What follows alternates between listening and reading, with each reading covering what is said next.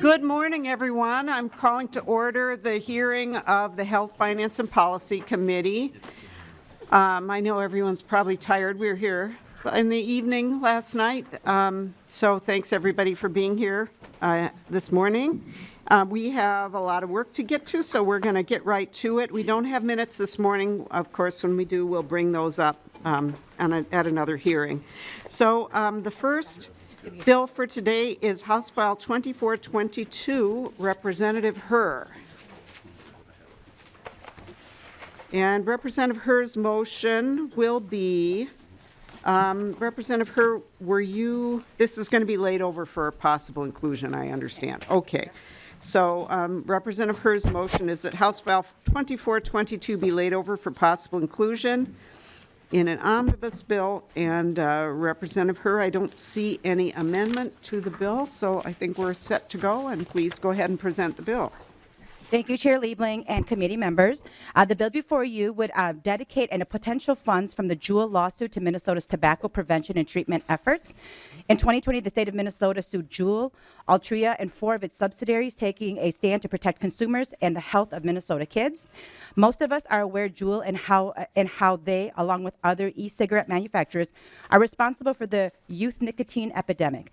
Juul developed sleek-looking products with menthol and candy flavors designed to appeal to kids with sky-high nicotine levels to addict users. Each Juul pod contains more nicotine than a pack of cigarettes. Juul's early advertising failed to mention that the devices contained any nicotine at all. Investigations have found that Juul used several pages from Big Tobacco's playbook and targeted kids as young as 8 with a marketing program including summer camp, school programs, and hundreds of social media influencers. The state is set to go to trial with Juul at the end of this month. Minnesota is a leader in holding Big Tobacco accountable. In the 1990s, Minnesota took an aggressive approach to suing the tobacco industry for the harms caused by their deadly products. We dedicated only a small fraction of those dollars to tobacco prevention and treatment. This past year, the state of Minnesota collected nearly $800 million in tobacco taxes and settlement fees, but less than 1.5%, or $11.7 million of that was spent on tobacco prevention and treatment. Today, we have the chance to learn from the past and dedicate any potential funds to proven commercial tobacco prevention and treatment programs at MDH. These funds aren't a tax, they aren't being pulled away from the general fund, and they are coming from an industry that caused our state and our children harm. Let's spend those dollars wisely. Madam Chair, with that, that's the close of my opening statement, and I do have testifiers here today if I will yield the rest of my time. Yes, thank you very much, Representative Reyer. So I have on the list Elise Less. Welcome to the committee. If you would please introduce yourself and go ahead with your testimony.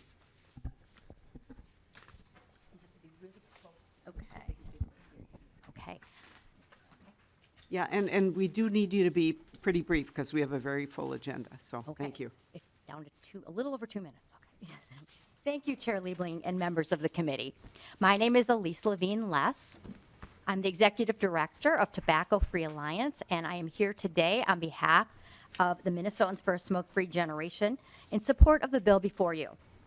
I've seen the harm Juul products have caused and the role Juul played in the ongoing youth vaping epidemic firsthand.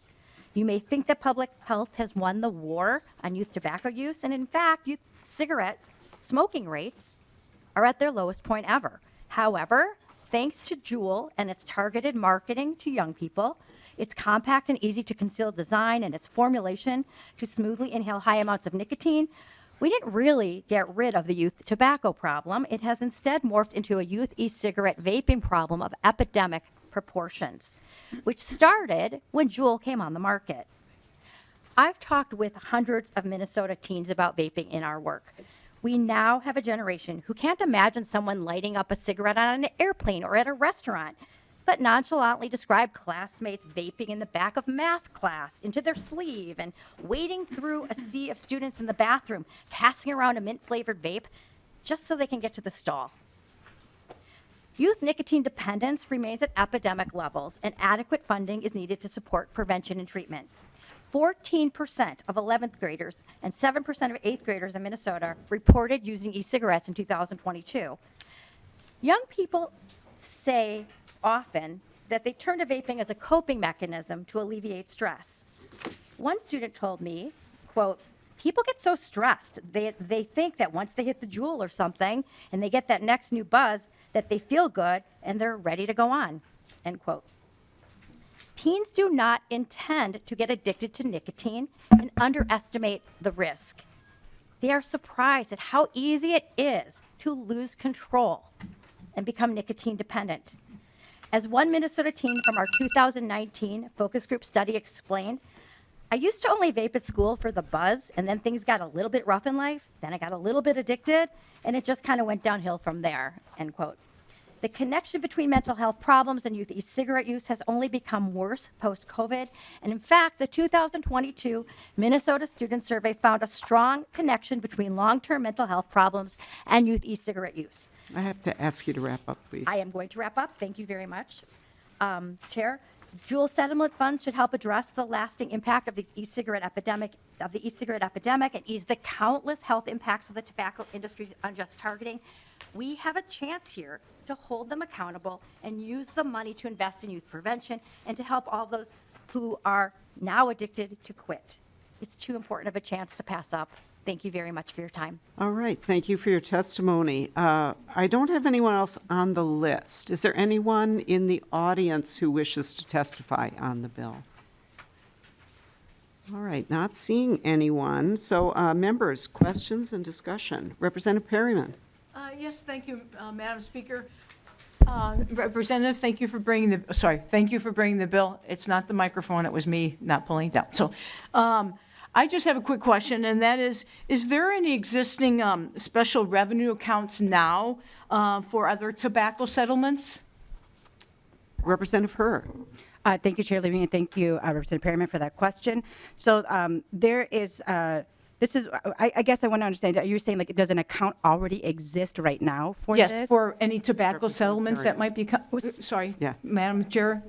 Yeah. Yes, any other accounts that for a tobacco settlement? Madam Chair, Representative Representative Perryman, sorry, boy, we're all over the place today. Sorry, Madam Chair. We're all tired. All right. No, so we actually we have based this language on the tobacco settlement, and so there's language that already exists from the tobacco settlement, and this is just adding additional language into that so that we can actually direct it specifically for the Juul settlement. Representative Perryman. Thank you. Okay, other questions? Representative New Brindley. Thank you, Madam Chair, and thank you, Representative Herr. And I'm just curious. That was my question. So this language only it only exists because you need a mechanism to deal with that Juul settlement. But will it effectively be put into those same programs and same uses as the original tobacco settlement, or can you just help me to understand if there are differences? Representative Herr. Madam Chair and Representative New Brindley, we do have a testifier here that could actually speak to specific to this, but what I can say is that in the bill, it specifically states what the tobacco prevention account, establishing this account, what it will actually, the appropriations for the use prevention account and what it'll be used for. So it talks about, electronic delivery, use prevention. So if you look at 3.24 through 3.32, it kind of gives you, and actually to 4.4 as well, how these funds will get used. Is that what you're asking for? Representative New Brindley. Thank you, Madam Chair. I guess, thank you for your clarifying question, because it leads me to a slightly maybe different question. Is it necessary to establish a new tobacco prevention account, or can we not just place these funds or legislate placing these funds in the existing settlement account? Representative Herr. Chair Liebling, Representative New Brindley, from what I understand is that we had to establish this new. We couldn't use the existing tobacco. And I'm going to call on our fiscal staff here, and please, if you would just please state your name, because he's sitting in for Mr. Harney, and thank you for doing that. So please go ahead. Madam Chair, I'm Brad Hegmer with the House Fiscal Analysis Department. There isn't a currently established account for the tobacco money, but this would create a new account for any future potential uses such as Juul or any other scenarios like that. And the author did specify the purposes that it can be used for on the end of page 3. Okay. Representative Herr, is anything further on that? Or Representative New Brindley, any follow-up? No, thank you. Okay. All right, other questions or comments? All right, and I'm not seeing any, so Representative Herr, any closing comment? No, just thank you for hearing the bill, and it is really important for us to prepare. The lawsuit will begin in a couple of weeks, and we'll know more on the status of that. But if there's a settlement, we will need the account sooner than later, and so appreciate the committee's consideration of this. All right, well, thank you so much. And in previous years, I know we've had some pretty interesting hearings where we've seen some of those devices that kids are using to inhale, to vape. And it is pretty shocking, honestly, for those of us who don't have teens and don't necessarily come in contact with this to really see how insidious this became. So hopefully we won't make the same mistake of the past, and if we get a settlement, we can actually use it to address the problem for which we got the funds. So thank you very much. So with that, House File 2422 is laid over for possible inclusion. House File 2041. Chair Gomez, is she here? Oh, there she is. Great. Welcome to the committee. Thank you, Madam Chair. So, let's see. So, the chair will move that House File 2041 be re-referred to the Public Safety, Finance, and Policy Committee. So, let's see. There is an author's amendment, I understand. And Chair Gomez, did you want to have us adopt that right now? I think you did, right? Yes, please, Madam Chair. All right, so I will move the A1 amendment to put the bill in the shape in which the author would like to have it discussed. All in favor, please say aye. Aye. Opposed? The motion prevails. The amendment is adopted. To your bill as amended.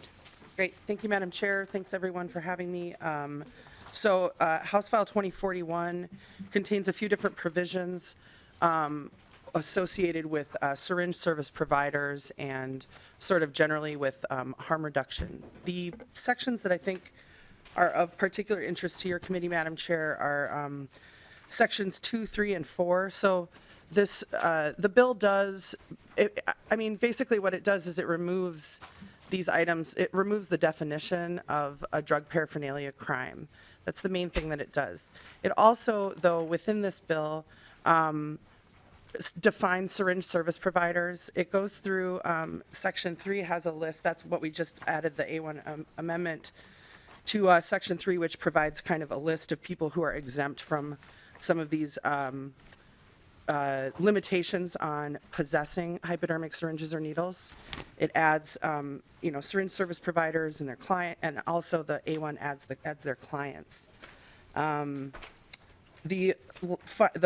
So Section 2 defines a syringe service provider. Section 3 adds to the list of people who can possess or distribute hypodermic syringes and needles. And then Section 4 removes the limit of 10 or fewer for sales of unused hypodermic needles or syringes without a prescription. And what we're hearing is from areas, especially in greater Minnesota, where they don't have as many syringe service providers or people don't have as regular access to syringes that they might get at pharmacies, having a limitation to the possession limit, to the number of needles that you're able to possess. It just puts people in a position where they're not using clean supplies if they are injecting drugs. So just in general, when people have access to clean use supplies, if they're an intravenous drug user, it decreases infections and disease and death. And we have experienced in the last couple of years an HIV outbreak among intravenous drug users in the unsheltered homeless community. So this is sort of designed to meet that need, Madam Chair. All right, thank you very much, Chair Gomez. And so is there anyone else? Did you have any other testifiers, Representative? I just, out of respect for the committee's time, I decided I'd just come up here solo. Okay. If anybody has any questions, I'm happy That's to entertain them. Perfectly fine. Is there anyone in the audience who wishes to testify on the bill? Okay, and I'm going to go to members in a second, but I just want to say, again, this is one of these things that, unfortunately, this session, we haven't had a lot of time to kind of get background on things. And so the kind of the public health harm reduction strategy, we really haven't had a lot of background on it. But this is I think part of that, and part of the bill, and please correct me if I'm wrong, Chair Gomez, but part of this was actually a public, coming from the Health Department as well. The part about the syringe providers, I think, is also in the governor's budget, if I'm not mistaken. Could Yeah, you- that's correct, Madam Chair. The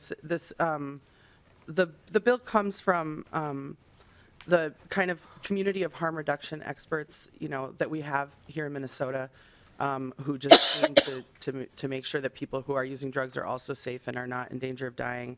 And then, this has been a body of work, as you mentioned, that our Department of Health has been leading on. And so, when they learned about this bill, then we kind of merged the two efforts. And to your point about background material, there is actually a bunch of good sort of in your packets. A lot of it's from the CDC.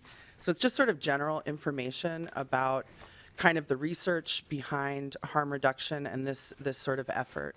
And it is an evidence-based practice that saves lives and improves health. And so, I appreciate Yeah. the consideration. Yeah, thank you for that. And so over the years, we've seen a change from thinking of addiction and people who are addicted changing from they're evil criminals to recognition that this is a health issue, and that it's a health issue that any of us or our kids or our relatives could suffer from. Nobody is immune. And so there's a change in thinking, which I really salute, to, how do we keep people healthy, keep them alive and as healthy as possible while attempting to address the addiction instead of being like, oh, you're addicted, you're on your own, we don't care kind of attitude. So thank you for bringing the bill. I have Representative Quam and Representative Bierman. So Representative Quam. Thank you, Madam Chair, and to the author. This isn't new. In fact, I think there are locations in Europe that have been around for a real long time. Understanding that what unintended consequences or negative issues have popped up in different locations, and how have we incorporated that information and learning to implement with this bill to prevent the negative aspects from presenting here and augment and promote the positive aspects of the bill. Representative Gomez. Thank you, Madam Chair, and thank you, Representative Quam. So yeah, you're right. There are many places around the world where this has been the approach to substance use disorder at this point for many decades. And unfortunately, like in the U.S., we're catching up with Canada, with Europe. In a lot of those places, they actually have what they call safe supply, so that you're not even, when you talk about the externalities of decisions, I guess I can just say that the externalities of having people, in our community who are experiencing really severe addiction and don't have access to, safe use supplies, and more importantly, who don't have access to those supports that will help them get their lives back. Because the whole idea with harm reduction, right, is if any of us have had a loved one, especially who is addicted to opiates, and unfortunately many of us have, is like you need to keep them alive long enough in order for them to get the help that they need to make a permanent change in their lives. So that's what this is an attempt to do. As to the negative externalities of harm reduction policies around the world, I'm not familiar with a lot of evidence that shows negatives. What we do know is that even things like, I guess I live in South Minneapolis. We have a lot of people who are impacted by addiction, and even something like, I'm reading through this research. Places where there are syringe service providers, there isn't the needle litter on the ground. It not only keeps the individuals who are injecting drugs safer, it keeps the surrounding community safer. Having syringe service providers don't just provide syringes, they provide a kind of line into social services for people who are experiencing substance use disorder. And so establishing those relationships actually between the individual and the provider over time is of incalculable benefit. So, I'm not sure if you were familiar with some specific negatives that you'd seen in research from elsewhere in the world, but I guess I mostly know about the cascading positive impacts that can happen when we, treat human beings who are, suffering from addiction as humans and with compassion and care. All right, thank you. Follow-up, Representative Quam. Just, Madam Chair, that when we implement something new to Minnesota, we should plagiarize and really look at the implementations around and make sure that we avoid some oopses if we try to implement something. Thank you, Madam Chair. Thank you, Representative Quam. So I have Representative Bierman, Nadeau, and New Brindley. Representative Bierman. Thank you, Madam Chair. Thank you, Representative Gomez, for bringing the bill forward. And I appreciate all the talk about looking at studies from around the world, what other countries are doing, because we in this country can learn a lot by looking at the rest of the world and some of the health policies that they have. There's no one magic bullet for policy or a bill or a treatment for the opioid fentanyl crisis that we are in the throes of still in its third wave or maybe more. So this bill helps, as you stated, Rep. Gomez, to decrease infection, disease, and death, which we're learning from our health department. So education and treatment and listening to our public health sources that can tell us how to act, that's what we should be doing. That's what we're doing here, and I thank you for bringing the bill forward. All right, thank you. Representative Nadeau. Thank you, Madam Chair. Thank you, Representative Gomez. My county has been working on this issue hard for a long time. So I think that this is, obviously, helpful, moving in the right direction. My question has to do with the repealer. As I was looking at this, it says that we're repealing possession of drug paraphernalia. We're repealing the prohibition. And the definition of drug paraphernalia in statute 152 is pretty big. And so, and as I was thinking that all we were going to do is we were going to repeal the syringe, the fact that we couldn't walk around with a bunch of that syringes would no longer be a crime that you could get charged with that. But that's already excluded in it's already excluded in that section. So tell me why we're repealing that section. I mean, there's a lot of things, drug paraphernalia, that probably are criminal in intent. And we want to be able, maybe law enforcement wants to be able to, again, I don't know how to make math or anything, but this seems like a big repeal when the syringe is already exempted. And Representative Nadeau, I will let Representative Gomez answer, but just so you know, this is going to public safety. So that is maybe a question more in the jurisdiction of the Public Safety Committee. But Chair Gomez, go ahead, and if you want to address. Thank you, Madam Chair. That's kind of what I was going to say. I think that I focused in my comments here on the sections that I thought were particularly relevant to the Health Committee, knowing that it's being referred to public safety and that those are, that issue around repealing the definition of a drug paraphernalia crime is, I believe, the main topic that we're going to discuss when this moves to public safety. I guess I'll just say briefly, what I've heard from people who I know in my community, in our community in Hennepin County, who work with people with substance use disorder, is something that I didn't know about, is that encouraging people to use smoking supplies instead of shooting a drug up is a harm reduction effort. And so the idea that we would criminalize people who are struggling with substance use disorder and are making efforts to kind of move to safer consumption patterns is a problem for me, because I don't think that criminalizing people who are addicted works. I think that that's sort of the fundamental thing, is that my belief and the reason that I'm bringing this bill forward is because I believe that drug paraphernalia possession crimes are not a way of catching your fentanyl trafficker. They're not a way of catching and holding accountable somebody who has, a position in the kind of drug distribution world where you would want them to be criminalized, to have a felony, which means they can't get an apartment and it's hard for them getting a job. The people who are walking around on our streets with drug paraphernalia, those are people who unfortunately are in the difficult position of being addicted to a deadly and dangerous substance, and they need a public health intervention, and they need assistance, and they don't need to go to jail. And so that's why I'm bringing it forward. And as I said, we'll have a more complete discussion of that in public. And members, I hope we can not have that discussion here. And I will commit to you that if this goes in our omnibus bill, that piece will not go in our omnibus bill. So that is really not in the jurisdiction of this committee.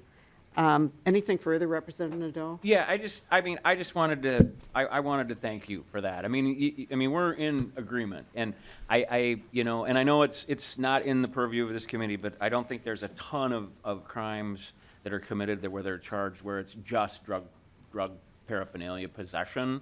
But I'm with you, and I will hopefully be able to watch the next committee hearing to see how this discussion comes out. So thank you. Thank you. Representative New Brindley. Thank you, Madam Chair, and thank you, Representative Gomez. And Madam Chair, I appreciate your willingness to have that conversation, because while it's not really under the purview of this committee, we're voting on this today, and it includes that language, and that language matters for me. So I really appreciate your example or your explanation. And frankly, Representative Gomez, Chair Gomez, I just want to thank you for your bill presentation. It was really thorough, and you told us what your bill does, and I really, really appreciate that.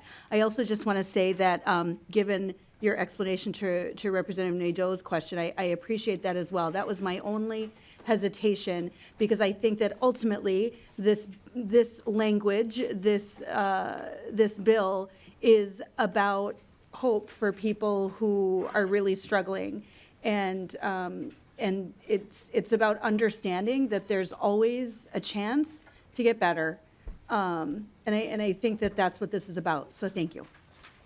Yeah, thank you for that, Representative New Brindley. And so before I give the final word here to Chair Gomez, I just would say that it's been a really great thing over the last, I don't know how many years here in the legislature, that the issue of addressing addiction has been a very bipartisan issue. And I guess on an unfortunate level, it's probably because the problem of addiction is very bipartisan. It is not a respecter of anyone. And some members who've been in the body who are not here any longer, who were on all sides politically, have been touched by this. And so it's really there are things for anyone who thinks that we don't work together on anything, they should look again, because there certainly are issues that unite us. Unfortunately, this is a very tragic one, but thank you for your comments, members.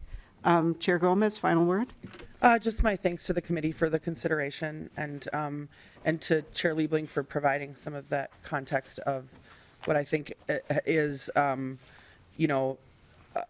public policy approach that is less punitive and more humane, and that's what we should be going for. And so I appreciate that context that you added also.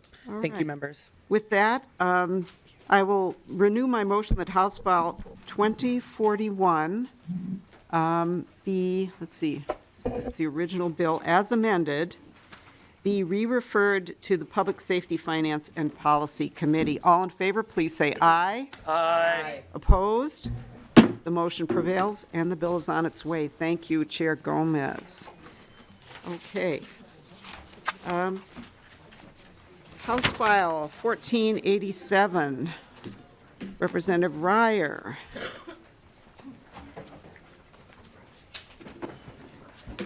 And Representative Reyer's motion is that House File 1487 be laid over for possible inclusion in the omnibus. And I also should probably just explain that this bill has been heard in taxes, am I right? And it will be carried in the tax bill.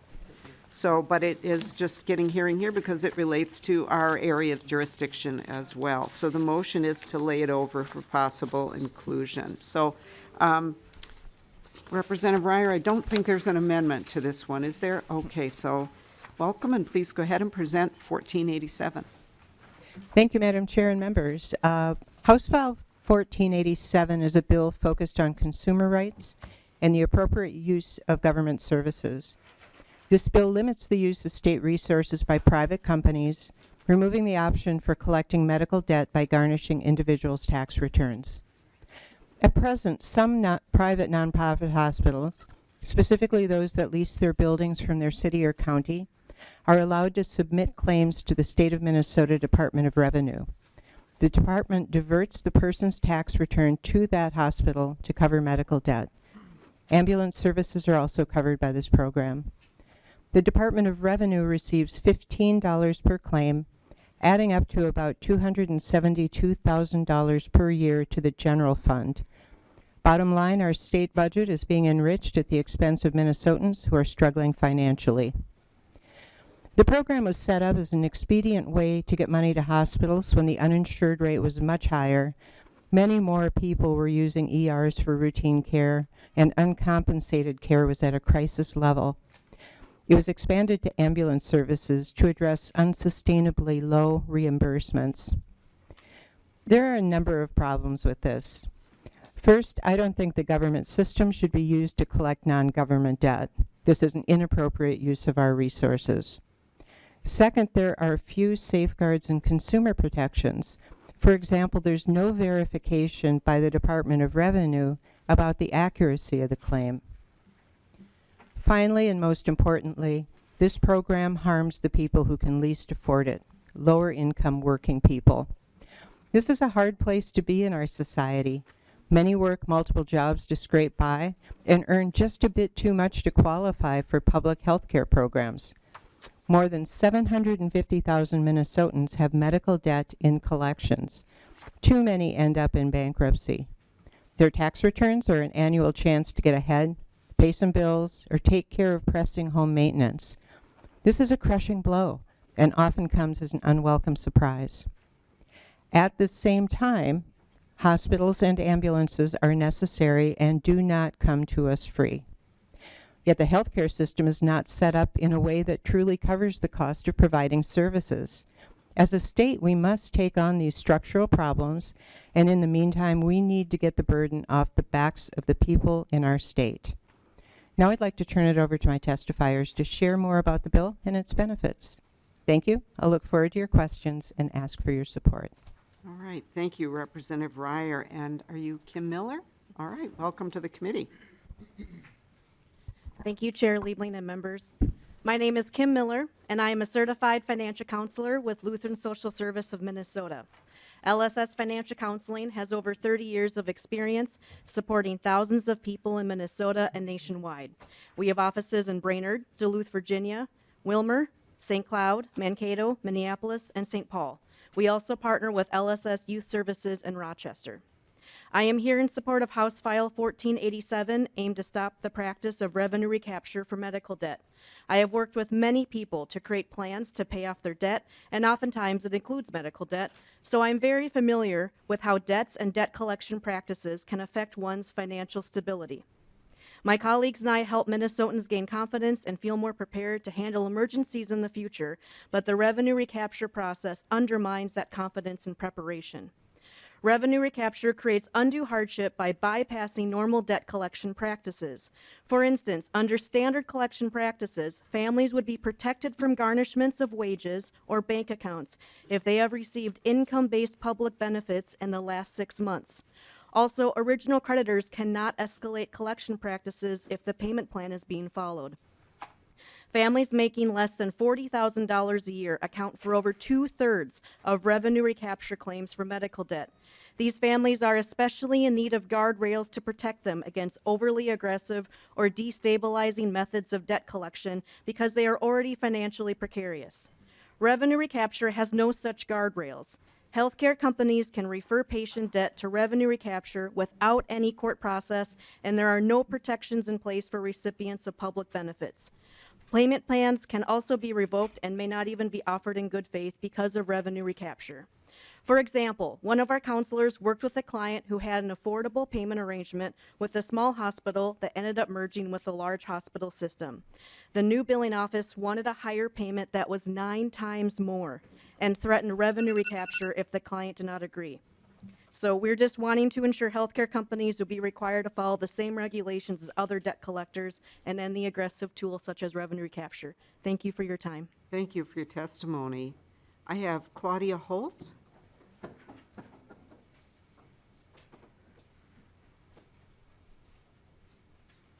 Welcome to the committee. Thank you, Chair Liebling and members of the committee. My name is Claudia Holt, Programs and Strategy Director at Prepare and Prosper here in St. Paul. For over 50 years, Prepare and Prosper has provided free, quality tax preparation, financial services, coaching, and bank accounts to low and moderate income individuals and families here in Minnesota. At Prepare and Prosper, we think of tax time as the money moment. For many families, a tax refund is the largest portion of income they'll receive all year, sometimes accounting for up to 40% of their total annual income. By subjecting families to revenue recapture practices, we strip them of their ability to make good choices about their financial futures using their tax refunds. For families who live paycheck to paycheck, this money can make or break their financial stability for the coming year. According to Pew Research, 70% of households in the U.S. are constrained by income, have limited savings, and/or are challenged by debt. A tax refund can present an opportunity to catch up on bills, pay down debt, handle deferred expenses, or establish important emergency savings. In a 2021 survey, 53% of folks with annual incomes under $30,000 said they plan to use some of their refund to cover day-to-day expenses. 27% said they plan to put some of it into savings. The ability to catch up on bills and save for the future helps people weather financial setbacks and is essential to building generational wealth. Tax credits like the Earned Income Tax Credit and Working Family Credit are the largest anti-poverty tools in the U.S., but those credits cannot do their job if the refund never hits the person's bank accounts. These tax credits are intended to help protect our most economically vulnerable, and people work hard throughout the year to earn them. They should be subjected to the same protections as a person's wages. Revenue recapture is especially harmful in the case of medical debt, which is nearly always unchosen, often unforeseen, and can quickly add up to thousands of dollars, especially for someone with high deductible health insurance. Just last month, I met a single mother at a tax clinic who was worried that any refund she might be eligible for would be recaptured. She was behind on her January rent and was counting on using her tax refund to catch up so she wouldn't be evicted. Without that tax refund, her options for keeping her apartment would be limited. While she was working to slowly pay down her debt, paying her rent needed to be a priority. A refund should not be thought of as extra money or a windfall. It is the worker's own earnings they deserve to get back. Thank you again for the opportunity to speak in favor of this legislation. Thank you for your testimony. Anna Odegaard. Welcome. Thank you, Madam Chair. Pardon me. My name is Anna Odegaard, and I am the director of the Minnesota Asset Building Coalition. The Asset Building Coalition is a coalition of nonprofit organizations committed to ensuring equitable asset building opportunities for low-income and BIPOC communities across our state. Pardon me, I have a frog in my throat. I'd like to thank Representative Reyer for taking the lead on this bill, Chair Liebling for her commitment to this work, and all our wonderful co-authors, too numerous to name here. In 2019, one of my member organizations shared with our advisory council that a client of his had incurred significant hospital debt from a health crisis, had set up a payment plan with the hospital, and was current on her payments. She was shocked, therefore, when her entire tax refund was seized through revenue recapture to pay her hospital debt. I was shocked because I know the agreement between Minnesota hospitals and the Attorney General's office prohibits hospitals from referring patient debt to collections if payments are being made on a payment plan. A little research revealed that the agreement with the AG, intended to protect patients from overly aggressive medical debt collections, doesn't apply to the revenue recapture process. A health crisis is expensive for most families, whether they're uninsured or have an insurance plan with a high deductible. And it can be expensive not only in medical bills, but often also in lost wages. The AG agreement and other statutory protections regulating third-party debt collection are intended to protect these families. And we object to revenue recapture specifically because it circumvents those protections and causes harm to financially vulnerable families. Thank you for the opportunity to testify. Thank you for your testimony. Is there anyone in the audience who wishes to testify on the bill? Okay, I'm not seeing anyone, so we'll go to member discussion. So we have Representative Elkins. Thank you, Madam Chair. My big concern on this You might need to speak into the mic a little more. yeah, I think the mics in this room are just dead on this side of the room. I'll just speak up louder. So my big concern on this is that going through this process, the hospitals can, basically charge whatever they want. The patient who may be entitled to the cash prices that hospitals offer to indigent patients, people without insurance. There's no guarantee that that's the price that they're going to offer. If a hospital could put the full list price on the invoice, no questions asked, and the patient has completely lost any bargaining power that they might have with the hospital or ambulance company to negotiate a better price or terms. So it's the hospitals are getting whatever they ask and with no questions asked. It's just not fair. Any comment, Representative Reyer, on that? Thank you, Madam Chair. Thank you, Representative Elkins. I think that's a fair point. I think the need for this program is more fundamental than that, regardless of what pay reimbursement levels or whatever the patient's being charged. It's still a process that is going to be very hard on people. Representative Nadeau, and then New Brindley, and then Murphy. Representative Nadeau. Thank you, Madam Chair. Thank you, Representative Reyer. I normally love your bills, and not that I don't love this one yet. I'm and don't get me wrong. Nobody supports overcollection of debt, especially medical debt.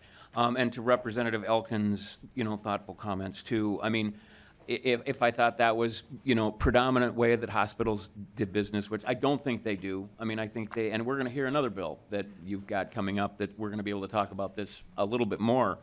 But my question in this bill specifically is you're carving out the University of Minnesota.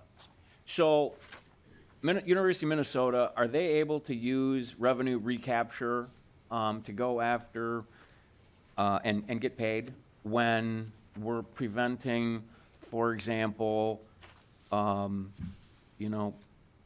hospital from being able to do it if they're a nonprofit? Representative Reyer. Thank you, Madam Chair. The way the change to the statute is set up, it does just exclude the private nonprofit hospitals that lease property from a city or county. We are not proposing to take away the right for revenue recapture from any public organization, but I would point out that nonprofits that are not owned by a public, that don't have the property that they lease, can't use this. Some hospitals in the state can use it, some cannot. So you could argue, of course, that there's a competitive issue there. I would argue that the fact that they lease a building shouldn't be sufficient reason that they would be able to use the strength of the state to do their bill collection. Representative Nadeau. And thank you for that. I also know that this is not a huge revenue generator. It's not used very often, and when it is, they're able to capture small amounts. They're just not.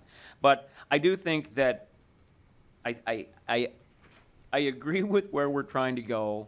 I also think we have to respect the fact that I get, and we've heard testimony here today, that there's people that can't pay their medical bills. I mean, when I was younger, I couldn't pay my medical bills.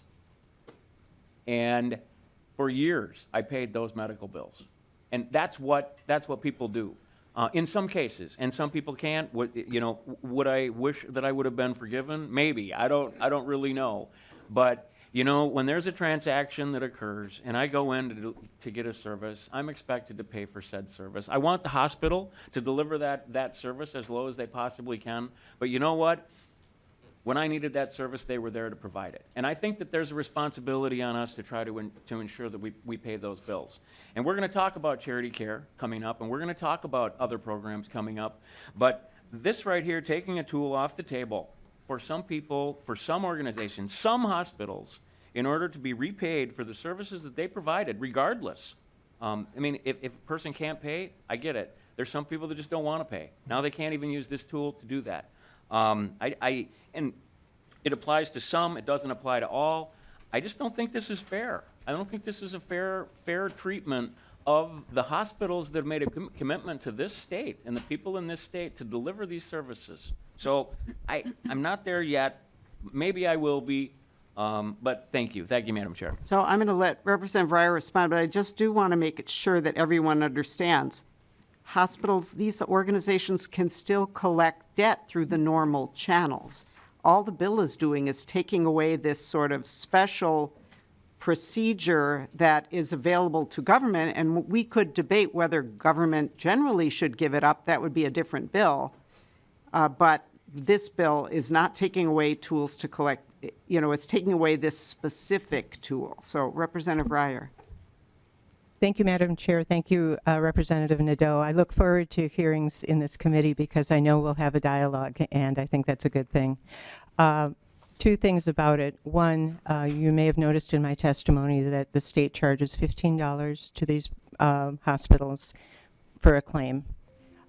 When they use, and other hospitals and other businesses and organizations use a private debt collector, they're not paying $15. And again, I'd go, this is not fair as a business practice. It's a bad business practice that we are allowing that. It just makes no sense to me. It was a compromise that was reached a long time ago when these hospitals in particular were in greater isolation and need. The system was different. Uninsurance was higher. Charitable care was much higher. There were all sorts of financial reasons that our predecessors chose to put this into place that are different now. And so I continue to think that it is just not appropriate. Why would our state be doing this? There are other organizations that provide life-saving services to people who may not get repaid, but we don't say our Department of Revenue is going to help you collect that money, and we're not even going to look at the bills. I think you heard that when bill collectors do it, there are protections for people. But how many times have you gotten a medical bill and found that there was just something completely out of line, unreasonable, not through any malice on the part of the healthcare system? I want to make sure that that's perfectly clear, or on the part of the people, because I know how hard people work in these systems. But mistakes happen. Thousands and thousands of dollars of overcharges happen. And no one looks at it. It's not part of the process to say, is this claim right? And yet still, it's being just like, oh, okay, here's your $15, please get this for me. There are just so many flaws. The argument has been made before, well, do we want to have private debt collectors doing this and harming people's credit? Medical debt is no longer being reported on credit reports.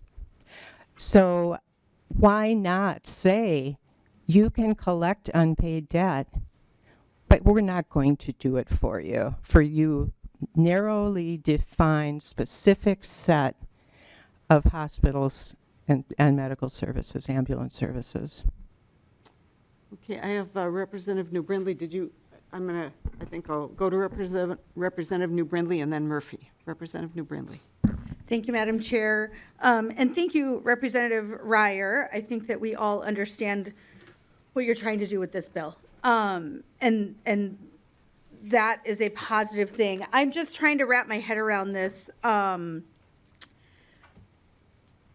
So I guess my question is, so this still allows a city that is presenting a claim for a municipal hospital to use revenue recapture. It allows other state agencies to use revenue recapture. So I guess number one, do you know how often this is used for other agencies, for nonprofit hospitals? Do you know what that balance is and how often revenue recapture is used for these things? I mean, I assume that it would be used as often as it could for the hospitals. I don't know how that functions with state agencies. Representative Reyer. Thank you, Madam Chair. Thank you, Rep. New Brindley. I think Ms. Odegaard would have these numbers more at hand. Okay, Ms. Odegaard. Thank you, Madam Chair, Representative New Brindley. I can share actual data with you that the Department of Revenue provided, but to give you just kind of a ballpark, last year about $250 million worth of medical debt was referred to the revenue recapture process. Only about $7 million worth of ambulance debt. Those are the two categories that would be eliminated here. But only about 12, I think it's 12 or 13 hospitals in Minnesota that are not the municipal hospitals still use this process. So in terms of the overall revenue recapture process that includes, you know, court debt and debt to other agencies and UI overpayments, I mean, there are many categories. It would be a relatively small proportion of the revenue recapture program altogether. Oh, Representative New Brindley. Thank you, Madam Chair, and thank you for that. That is helpful. So that's a little bit of my concern. So this actually is only going to apply to a relatively small amount of the revenue recapture total. And so I guess my question is, if the revenue recapture is a problem, it's a problem. And I think, you know, I can understand, I can see an argument being made for, well, they're state agencies, this is money owed to the state, and therefore we should be able to use revenue recapture for those things, which would be all of the other revenue recapture, theoretically, right? But it seems like there is also a public interest in ensuring that hospitals are financially stable. And I assume, I don't know why this was instituted initially, but I assume that there was a public interest in that. And it seems that there is a public interest in making sure that our hospitals are financially stable. So I guess my only other question is, you know, we've heard the words poor and indigent, right? That this is potentially harmful for the poor and indigent. However, does this only apply to the poor and indigent, or does this apply to any revenue recapture, regardless of the patient and their resources? Ms. Odegaard? Madam Chair, thank you, and Representative New Brindley, thank you. We have had a number of discussions with stakeholders about whether an income cap for the prohibition on revenue recapture might be appropriate. What was determined was that we are not confident that there is an effective process. We know that the Department of Revenue does not do any kind of verification of household income before they process a revenue recapture claim. The hospitals are often, their policy recommends that their policy states that they need to assess ability to pay before using revenue recapture. But what we know and what the hospitals have shared is that they often take patient claims where they are not able to reach that patient. So they really do not have any idea. They don't have any data about what their household income is, and send those to revenue recapture. So we have aggregate numbers that show that about 2/3 of the claims sent to revenue recapture are to households with income below $40,000 a year. So that's what we would call low-income households. So 1/3 of them are above that. But in terms of the hospitals ascertaining which claims are which, that's a pretty complicated process. And so we decided that the simpler solution was just to say hospitals need to use the regular debt collection process, which already has a number of guardrails, both in statute and in that AG agreement, rather than doing this kind of runaround with the revenue recapture process. Representative New Brindley. Thank you, Madam Chair. I appreciate that explanation. However, I struggle with that a little bit because, you know, you say the Department of Revenue doesn't verify income, but this is based on a tax return. A tax return is establishing your taxable income. Like, it seems like there would be a way to very quickly say if your gross taxable income is X dollars, then this would apply to you, or if it's below that, it would not apply to you. So perhaps that would not be on the hospitals to figure that out, but it seems like even though the Department of Revenue, it seems like it would be an easier fix than we're trying to put forward, because of course, these are being taken from a tax return. So of course, we have just told the state what our taxable income is. So that just seems a little odd to me. Thank you, Madam Chair. All right, well, I think we should go to Representative Murphy, and And then if there's a response to that, maybe in the closing comment. Representative Murphy. Thank you, Madam Chair. Thank you, Representative Reyer. My concern from a rural standpoint is I know from talking to the ambulance companies in my area that they're in a big time hurt. I also know from them that they really work with people. They want to operate this plan that you talked about. You know, that's really important to them. And there is a fair level of forgiveness, but it takes away one of the tools that they have at the end of the day. And hospitals in rural Minnesota are struggling badly too. But I just see this as being a concern, you know, especially when we're starting to pick the winners and the losers a little bit. Who's going to be penalized from it, who's not? That doesn't seem fair to me either.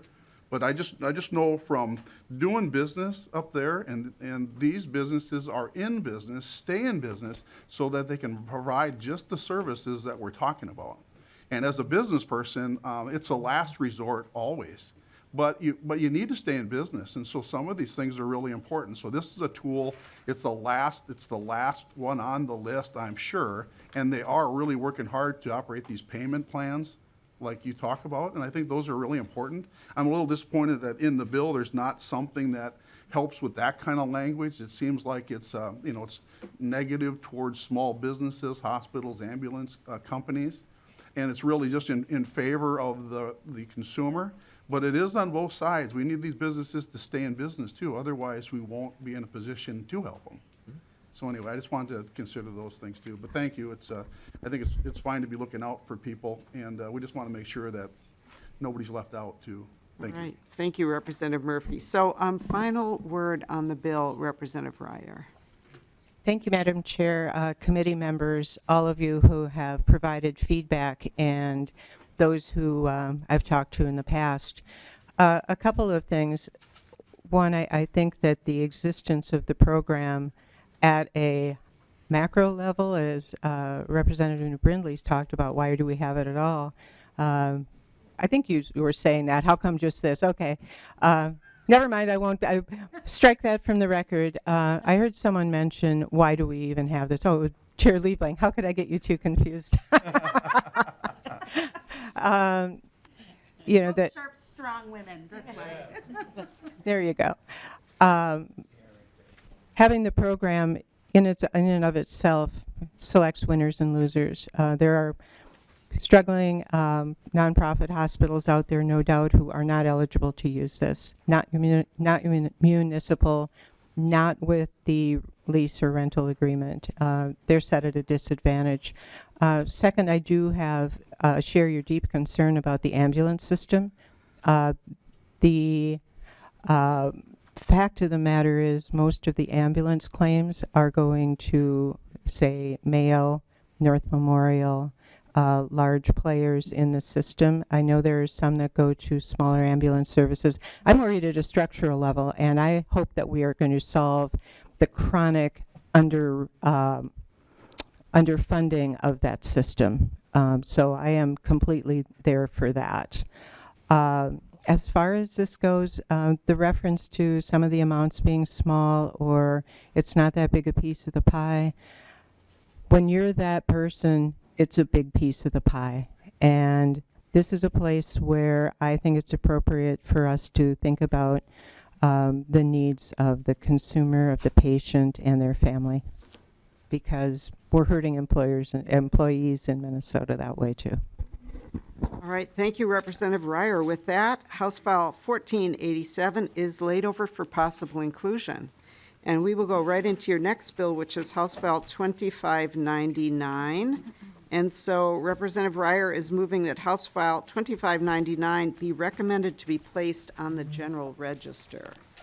So there is an author's amendment to this bill, I understand, to put the bill in the shape in which Representative Reyer would want to discuss that. And Representative Reyer, is that the A2? I see there are a couple of different amendments. Yes, Madam Chair, the A2 amendment. All right, so, okay, so the A1, I guess we're not, was supposed to be taken out. It was a prior iteration. So That's right. Representative Reyer is moving the A2 amendment to get the bill in the proper shape in which she'd like to discuss it.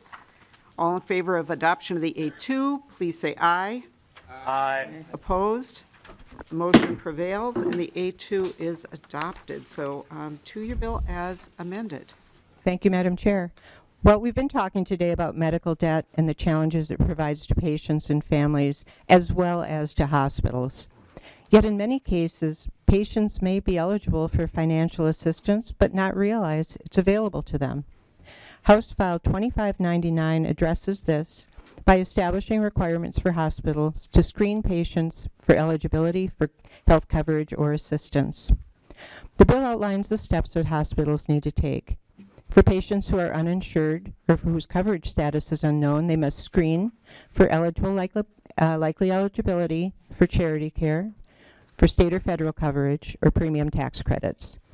And then they must help patients with applying for assistance or give them a referral to navigators or other support. It also requires hospitals to determine whether a patient is eligible for financial assistance prior to taking certain actions to collect debt, such as referring the debt to a third-party debt collector or pursuing wage garnishments. And then finally, it asks hospitals to certify that they have complied with all provisions required by the Attorney General Agreement related to debt collection prior to referring a patient account for collections. We've had good partnership in the process of developing this bill. Refinements have been included during the drafting based on feedback from DHS and from hospitals. We continue to work with the Minnesota Hospital Association, who does not oppose it. Their members are keen on making this work as well as possible, given the public health emergency and the Medicaid transition, and their desire to have as many people on coverage as possible. Now I'd like to turn it over to a testifier to share more about the bill and its benefits. Thank you. All right, welcome back. Please introduce yourself again. Thank you, Madam Chair and members. Again, my name is Kim Miller, and I'm a certified financial counselor with Lutheran Social Service of Minnesota. I am here in support of House File 2599, aimed to screen patients for public health care coverage and other financial assistance prior to proceeding with payment plans, debt collection, denial of care, or credit product. In my work, I see how medical bills affect our clients' finances on a regular basis. Attempts to make payments on unaffordable medical bills can create crises that lead to an overall destabilization of their financial situation. Assisting eligible patients with enrollment of public health care programs or discounted care helps families avoid the financial stress of medical debt that would have otherwise been covered by other programs or assistance. My job includes working with people directly, as well as providing financial train-the-trainer workshops to frontline workers who support low-income families. A common barrier I hear about is filling out and managing paperwork. There are barriers with language, reading, writing, as well as overall capacity to manage documents. In stressful times, especially with medical needs, extra support makes it possible to complete the screening process. Medical assistance programs can backdate bills up to 3 months, so doing this in a timely manner is helpful in reducing medical debt. For example, I had a client with a $600 medical bill that would have been covered by our hospital's financial assistance program, which includes an affordable repayment plan, or which would have included a plan by the client. But the deadline had passed to apply. Her situation that led to this medical treatment directly contributed to her being unable to complete the application. As a result, the bill went to collections and the hospital did not receive any payment. Another barrier is asking for help. It's really hard to do. Offering screening assistance directly as part of the process reduces the stigma and feelings of shame that may stop someone from accessing resources available to them. Shame affects people of all income levels, and I have heard the relief in people's voice when they tell me, "Oh, thanks for not judging me," and providing options instead. Informing patients they qualify for assistance programs and normalizing the use of them right away can increase access to health care and reduce the burden of medical debt. Thank you for your time. Thank you for your testimony. Also, Anna Odegaard is back. Welcome. Please reintroduce yourself for the record. Thank you, Madam Chair. My name is Anna Odegaard, and I'm the director of the Minnesota Asset Building Coalition.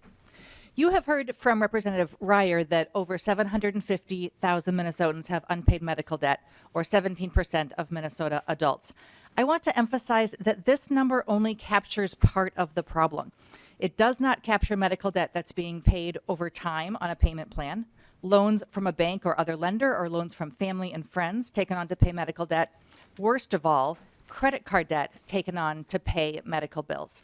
The Kaiser Family Foundation found that when they included these, which they call medical debt disguised as another kind of debt, over 40% of American adults have medical debt. The statistic was not news to the Asset Building Coalition members because we work with families every day struggling with this hardship, trying to decide which bills to pay and which to skip this month so they can still put food on the table. The goal of this bill is to reduce the number of Minnesotans that take on medical debt despite being eligible for public health care coverage or hospital financial assistance that would have covered some or all of the cost of their health care. I urge you to take a look at the article from the Rochester Post Bulletin included in your committee packets with a catchy but ultimately discouraging headline, "Charity Care? They found it on TikTok." People who have been lucky enough not to struggle with unaffordable medical bills may not fully understand the barriers people face that Kim was just talking about in the midst of a health crisis. Accessing the assistance that they're eligible for or even knowing what help is available. We can't rely on TikTok to help Minnesotans understand their options. I'm so grateful to the Minnesota Hospital Association for working with us on this bill to make sure their patients receive the assistance they're eligible for. And of course to Representative Reyer and Chair Liebling for their commitment to both the health and the financial well-being of all Minnesotans. All right, thank you very much for your testimony. Is there anyone else who would like to testify on the bill?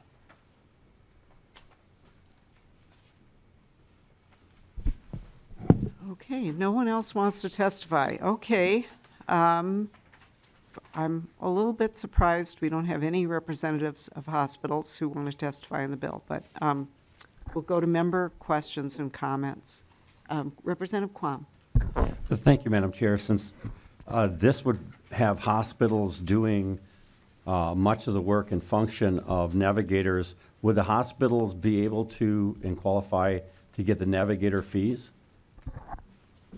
Representative Reyer. Thank you, Madam Chair. Thank you, Representative Quam. They actually, that's one of the things we've worked on the hospitals with, to not put the responsibility for them to accomplish all of that. We say they may. Maybe they have someone who's doing that, but otherwise they can refer people to a navigator who then does that work. And they don't make the appointment to refer them to the navigator. They say, here's the information you need. Representative Quam. Thank you, Madam Chair. What I'm looking at is much of the functions except for the final activity would be added to hospitals. So if you're adding personnel, training, and adding functions, and if you do the final step, then you ought to be able to get the navigator fees.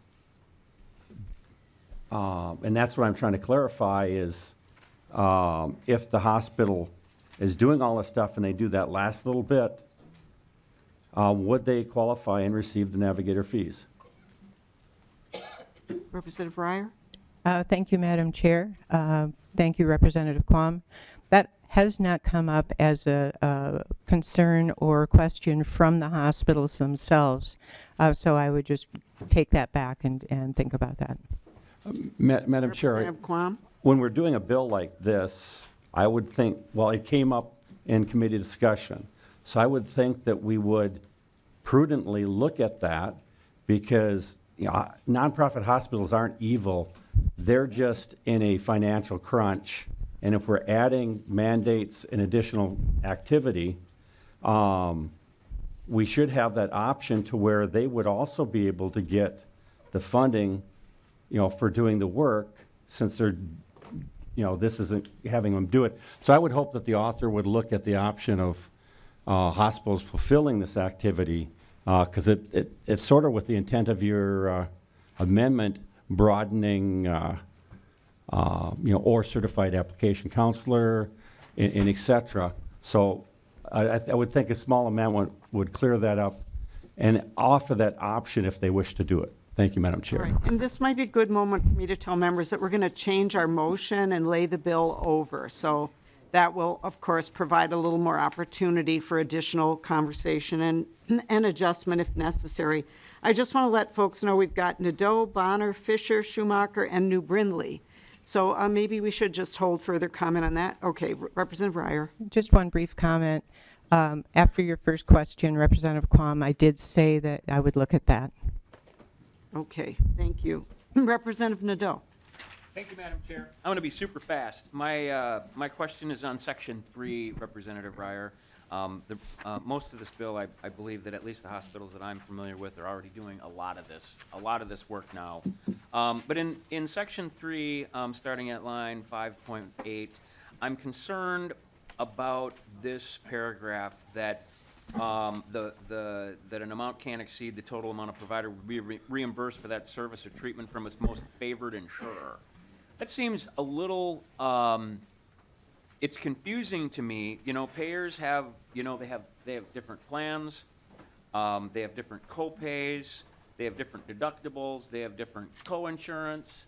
That seems really confusing to me. Can you shed some light and bring clarity for me on that? Representative Reyer or Ms. Odegaard? Thank you, Madam Chair and Representative Nadeau. This language is taken from the Attorney General's agreement with the hospitals. So the hospitals have actually already agreed to this provision. We wanted to put it into statute so that it was more enforceable, so that the Department of Health would have enforcement authority over it. But it is already a part of the agreement hospitals have made. So I think they do understand how this works. Representative Nadeau? Yeah, thank you, Madam Chair. So every hospital has already agreed to this language in a contract exactly like this with the Attorney General of the state of Minnesota. That's what your testimony is? Ms. Odegaard? Madam Chair, I believe that's correct. I would need to maybe check word for word, but that, yes, that's my understanding. All right. Yeah. Thank you, Madam Chair. Right, and I think you're talking about something that was negotiated by Attorney General Hatch quite a while ago. Yeah, I recall that. Okay, Representative Bahner, then Fisher, then Schumacher, then New Brindley. Representative Bahner. Thank you, Madam Chair, and thank you, Representative Reyer. You know, I'm a big fan of this particular bill. We just spoke about the pitfalls of hospitals getting paid for the services they render. This bill is literally providing a mechanism to make sure that hospitals get paid for the care they deliver. We know the pitfalls of what happens when someone is uninsured and can't pay the bill. That's money they're not getting. There's that expression, a bird in the hand is worth two in the bush, whatever. Realistically, if we know you're going to get paid, this is to the advantage of hospitals, whether they get paid for a navigator or not. Getting paid is the key underlying statement here, making sure that happens. And more importantly, you know, most hospitals are doing this already. We just want to make sure what's in statute that everybody's doing it. So this is the right thing to do. And quite frankly, this is good for patients. This is good for taxpayers. This is good for hospitals to make sure they get paid. This is just better for all. Thanks for that, and I appreciate the bill. Okay, thank you, Representative Bahner. Representative Fisher. Thank you, Madam Chair. And this is to the author of the bill. Thank you for bringing the bill forward, Representative Reyer. The one thing that I do want you to take a look going forward is the fact that hospital is defined as a private nonprofit. We do have for-profit hospitals that are in the state these days, and I do know that some of them that are out there are already doing charity care in some cases at a higher level than our supposed nonprofit hospitals. So if we could maybe look at expanding that out a little bit more, particularly with the way the healthcare industry has changed, we may see more and more for-profit hospitals coming in. If you could look at that part. And then to the chair, I don't know if this could be something for a future one, is for us to take a look at what are the different hospital systems doing in terms of charity care.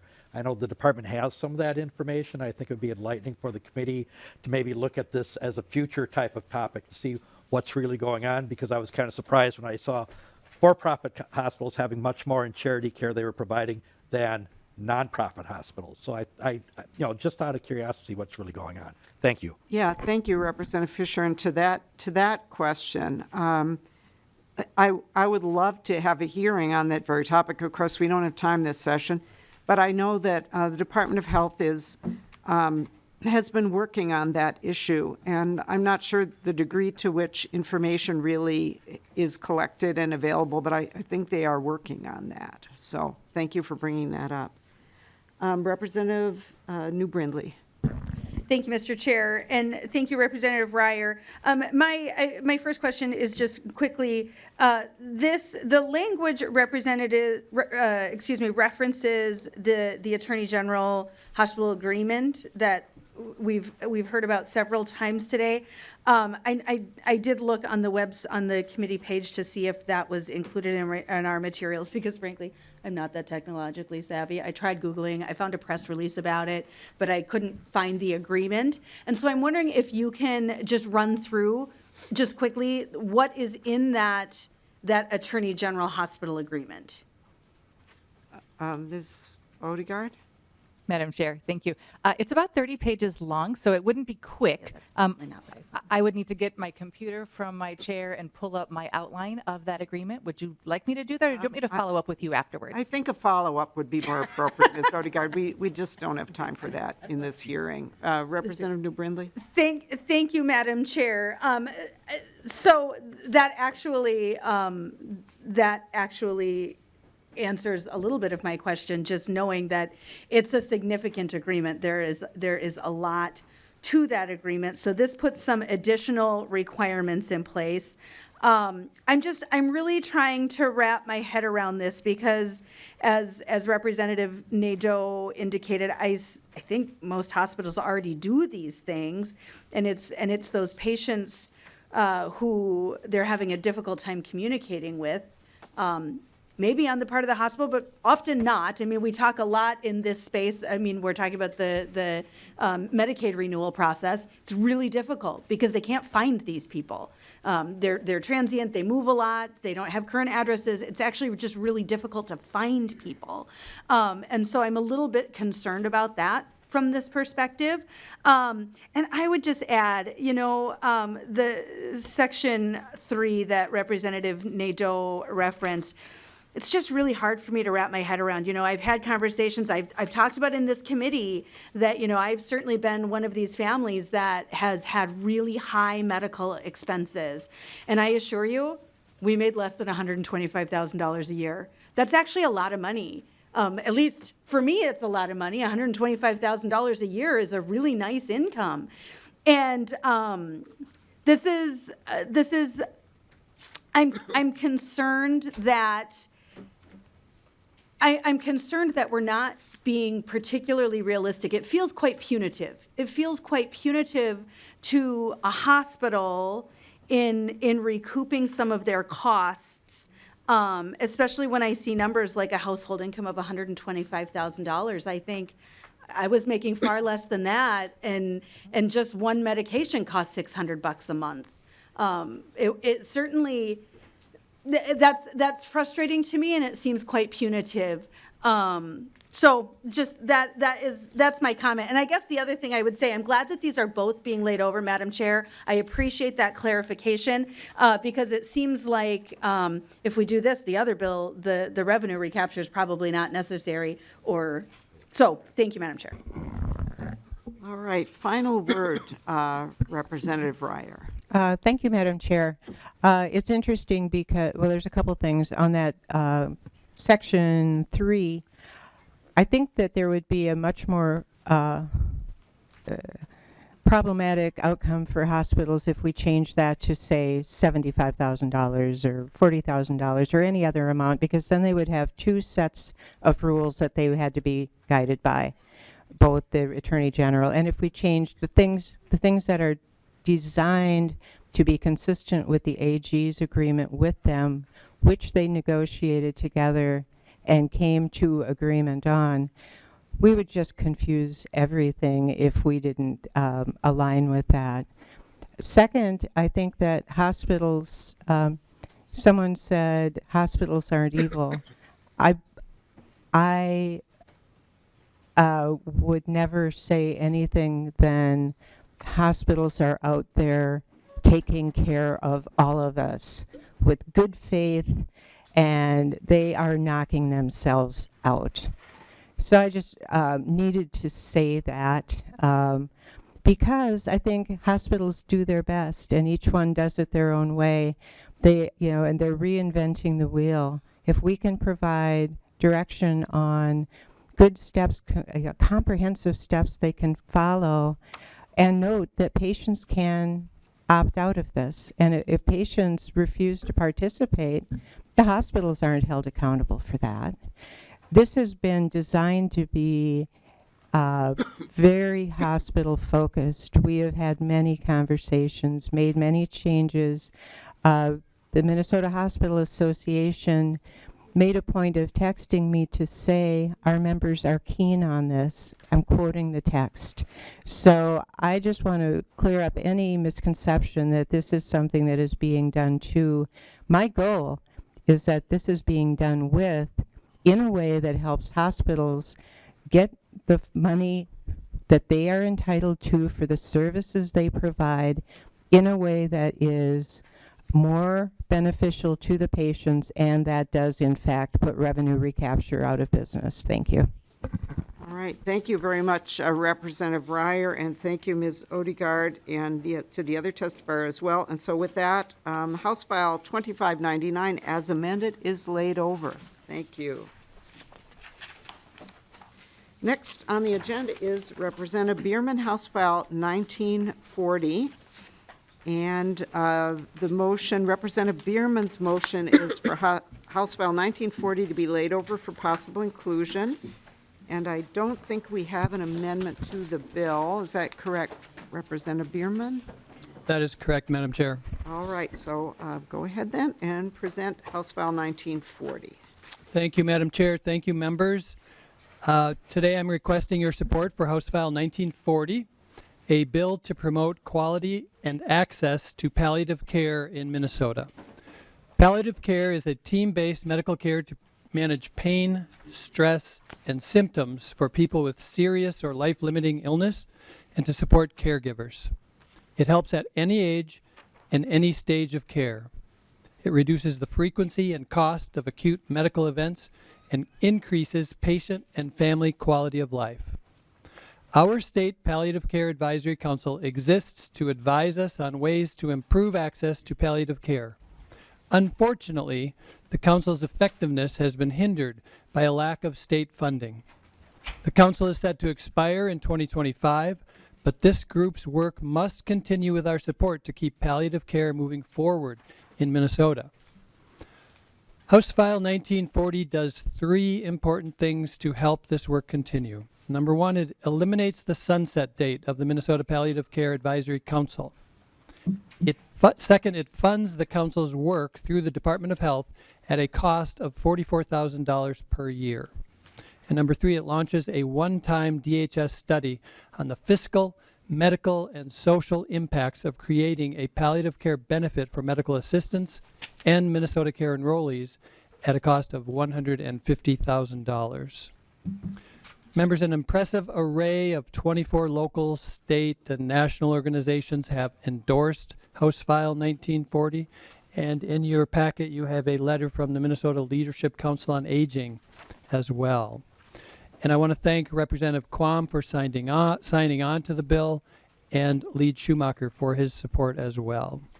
So just hope you'll support the bill today. Thank you for your time, and I look forward to your questions. Madam Chair, no testifiers, so just moving on to thoughts and questions. Okay, thank you very much, Representative Bierman.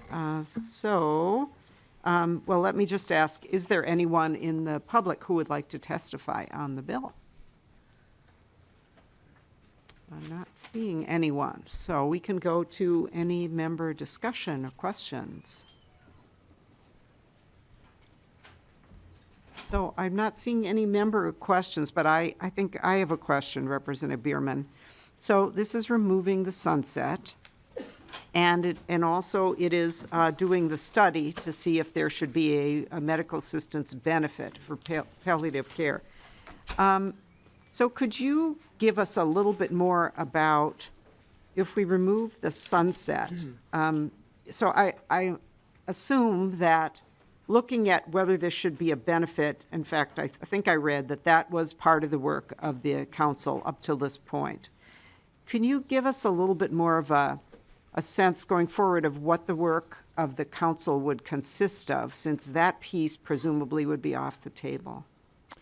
Thank you, Madam Chair, for the question. And so the council, which is all voluntary, they assess access across the state. They connect and work with doctors because it's building awareness, too, of what palliative care is. And so they work with doctors who need to understand palliative care, many of them better than they do, so that they will direct people toward receiving palliative care, which helps people live longer and be healthier, not only them, but their families as well. So it is about access and advising. And then just to look at, what does the state need to do to make sure more people are receiving this beneficial care and how we can implement it more holistically across the spectrum of our healthcare system. Okay, thank you. So it's not all about medical assistance? No, ma'am. Right. Madam Chair, it is not all about medical assistance. It's about studying how to make this more widespread in the state of Minnesota. Okay, thank you. Thank you, Representative Bierman. Any other questions or comments from the committee? Representative New Brindley.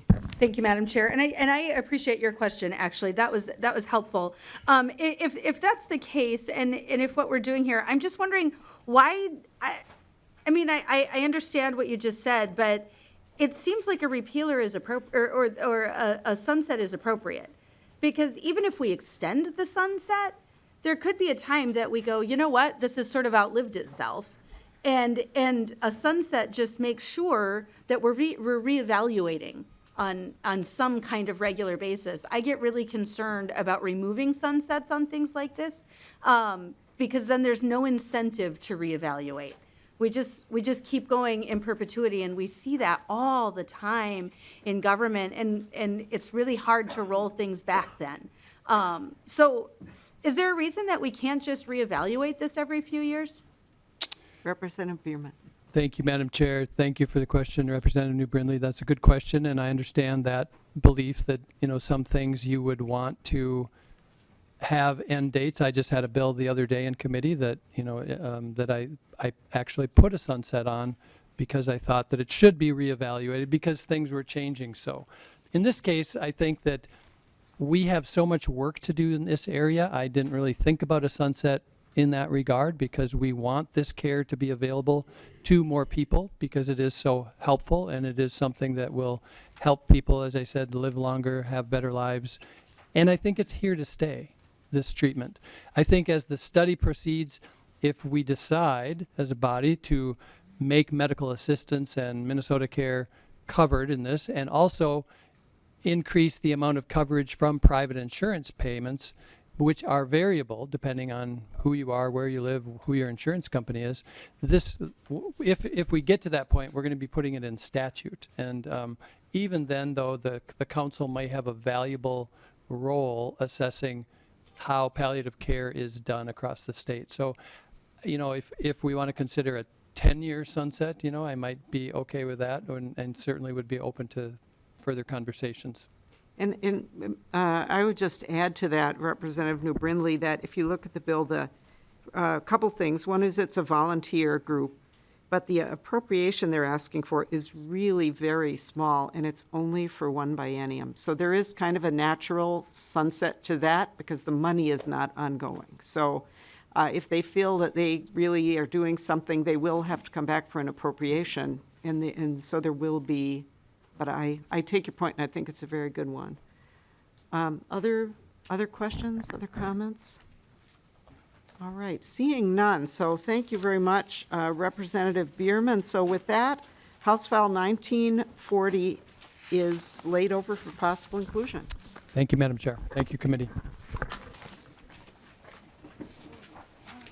Representative Bahner, House File 2160. And Representative Bahner's motion will be that House File 2160 be laid over for possible inclusion. And, oh, yes, and I've been asked to remind everyone that we're going to 12:30 today.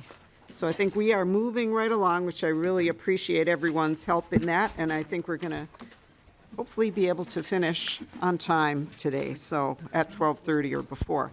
So the motion is that House File 2160 be laid over for possible inclusion. I don't think there is an amendment in the packet, so to your bill, Representative Bahner.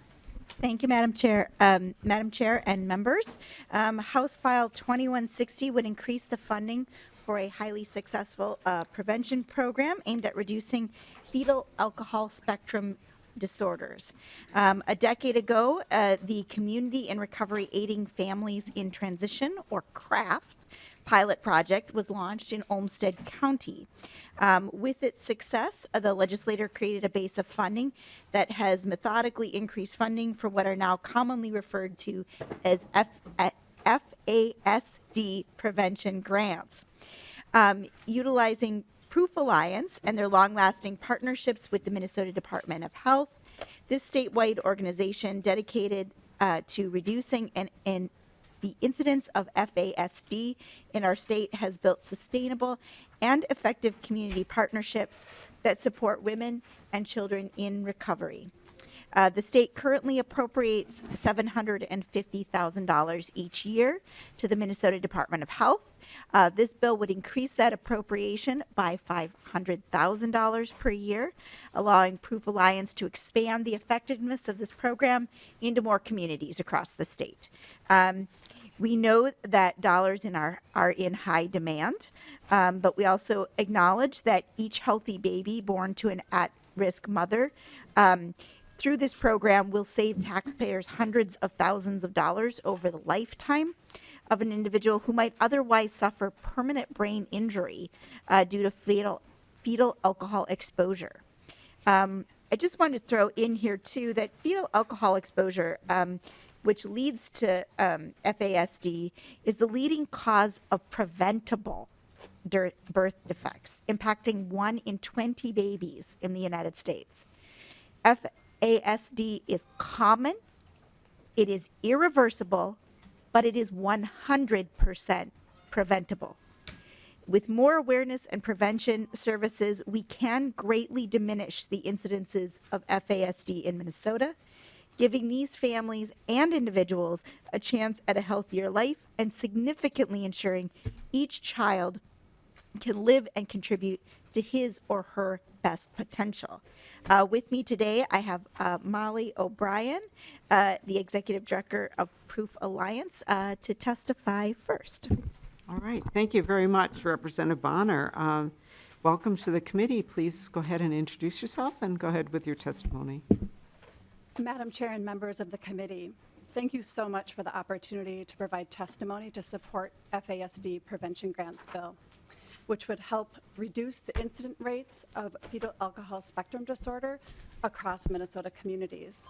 My name is Molly O'Brien. I'm the Executive Director of Proof Alliance. We have been around for 25 years. We're a nonprofit, and our goal is to prevent FASD and care for all impacted across our state.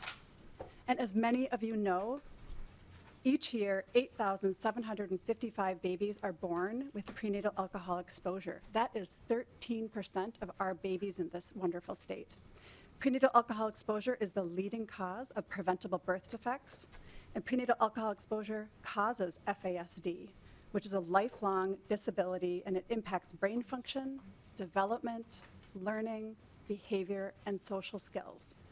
And as Representative Bahner said, 1 in 20 children across the U.S. has an FASD. That's every classroom. It's in every classroom. And just a comparison here, I think autism is about 1 in 59. So that just kind of gives you a sense of the prevalence.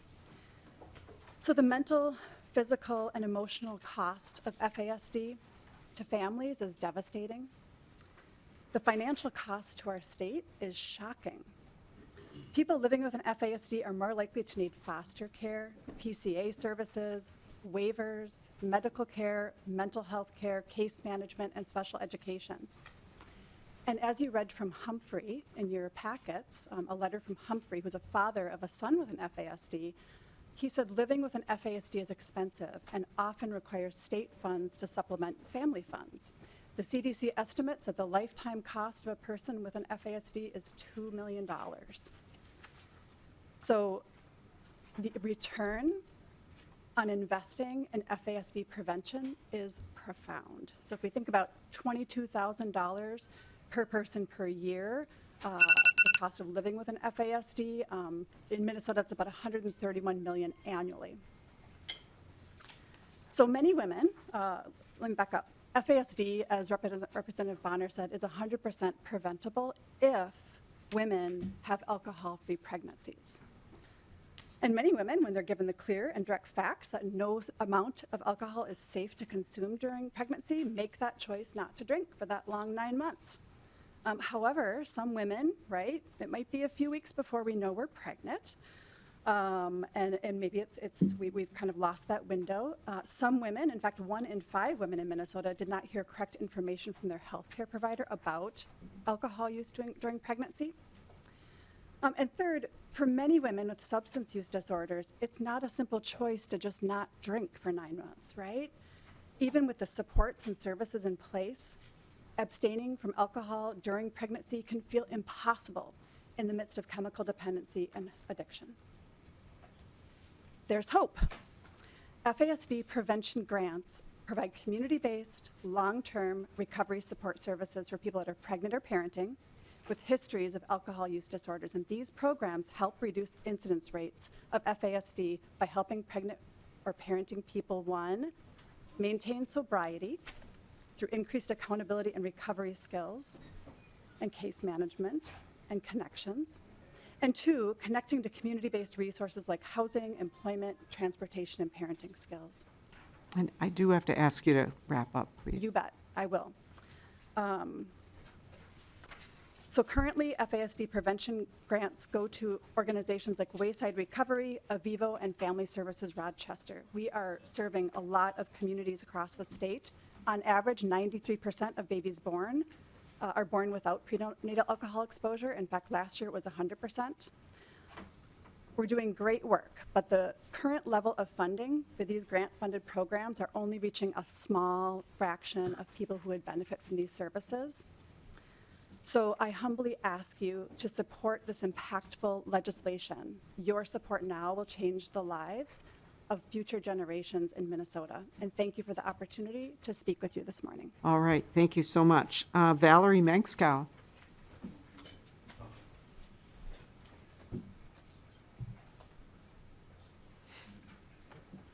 Welcome to the committee. Good to see you. Good to Please see you, too. introduce yourself. I have to ask you to please try to stick to about 2 minutes. Thank you, Madam Chair and members of the committee. So my name is Valerie Manskow, and I'm a woman living in long-term recovery. I'm from Rochester, Minnesota. I'm a mother of 3 children, Justice, who's 16, Faith, age 11, and Grace Liberty, who is age 6. I've struggled with substance use disorder and mental health issues since the age of 12. These struggles contributed to me losing custody of my 2 oldest children. And Valerie, could you talk really close into the mic? These mics are not good. Got it. Yeah, thank you. All right. In 2015, I was sitting in my probation officer's office, and I was 4 months pregnant. I had recently been kicked out from a homeless shelter in the cities. I had no income, no vehicle, no residence, and I had little to no hope for my future. The only thing that I did have was the realization that if I went back to using drugs, that I would die or end up back in prison. My probation officer encouraged me each meeting for months to join a support program for pregnant and parenting mothers, and I finally did. My initial plans were to place the child I was pregnant with up for adoption, but a few months after I gave birth, I second-guessed my decision and stopped the adoption proceedings. I worked hard with the support and encouragement from my peers within the program and my caseworker in child protection to establish and maintain stability so I would be able to parent my daughter, Grace. My caseworker connected me to resources within the community and walked alongside me as I dug myself out of the hole that years of addiction had created. I began to heal from opening up in group and sharing my struggles with other women who were navigating similar journeys as mine. The skills and tools I learned within this program helped contribute to not only maintain sobriety, but to be a woman actively living in recovery. I began to have hope for my future. After graduation from this program, I kept attending as alumni and was able to encourage new moms within the group. 5 years later, my daughter Grace and I are happy and thriving. I recently celebrated 7 years of sobriety. I'm an active advocate and mentor within the recovery community. I am attending school for social work. I serve on the Human Service Advisory Board for Olmsted County, and I now get to work alongside this very same program for pregnant and parenting mothers. I'm able to use my lived experience with substance use disorder and with the child protection system to walk alongside, mentor, and encourage mothers. By supporting expansion of this program, you will be providing more mothers, children, and families within more communities the opportunity to have the same impact of recovery and restoration within their lives. Thank you. Thank you very much for your testimony. Is there anyone else who would like to testify on the bill? Okay, not seeing anyone. Is there any discussion from the committee? Representative Nadeau. Thank you, Madam Chair. Thank you, Representative Bahner. And thank you for telling your story. I mean, you know, we need to hear more. We need to hear more of those stories of success. I mean, recovery and challenges that people have. I mean, life has a tendency to try to break people, and I'm glad that you are beating that. So thank you for being here. I really appreciate it. As I look at this, you know, it's not a lot of money. I'm wondering. I have two questions. First one is, are these grants direct appropriation grants to providers from DHS? Representative Bahner. I believe so, yes, and we will phone a friend here to make sure that we are being consistent. All right, Ms. O'Brien. Thank you for your question. These grants come to Proof Alliance. We administer the grants to our community partners who provide the services. Thank you, Madam. Representative Nadeau. Thank you, Madam Chair. How many sub-grant recipients do you contract with then with these amounts? Currently, there are 3. Ms. O'Brien. Currently, there are 3. Thank you. Representative Nadeau. And how do these sub-recipients work with the counties? Because there's a ton of work that the counties do with this work, with this as well. How do they partner with the counties? That's first part. Part A of this, and part B is, how do you measure the effectiveness? What are the evaluations that you use to report back and say that this is successful? It hasn't been successful, and we're going to move in a different way. I'm not trying to be judgy. What is the evaluation criteria? Ms. O'Brien.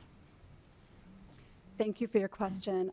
That first question about how do our subgrantees partner with the counties, I might want to phone a friend in for that. The second question, during the grant cycle, the mothers and children are, there are tox screens that are done, and there are throughout that grant period. So, and there are developmental studies that are done throughout that grant period. I can follow up with some additional information, but there is program evaluation throughout the grant period, and also longitudinal studies that are being done using wilder research data sets. And I can provide a little bit more information on the longitudinal studies if that would be helpful. Representative Nadeau. And thank you, Madam Chair, and thank you for that. It's these are hard things to measure the effectiveness of. I mean, changing people's behavior is super hard, and the fact that you're trying and you're working, you know, towards that thing is a really good. That's good. Working with the counties, because like I say, I know that we've spent an enormous amount of time and energy. There's an enormous amount of capacity that we've built, and so adding to that and working together is so much more efficient. And I just hope that we continue to do that. So. Thank you, Madam Chair. Thank you for bringing the bill, Representative Bahner. All right, thank you, Representative Nadeau. And yeah, I think those are great questions. And if you have further information, if you could share it with the committee, that would be very helpful.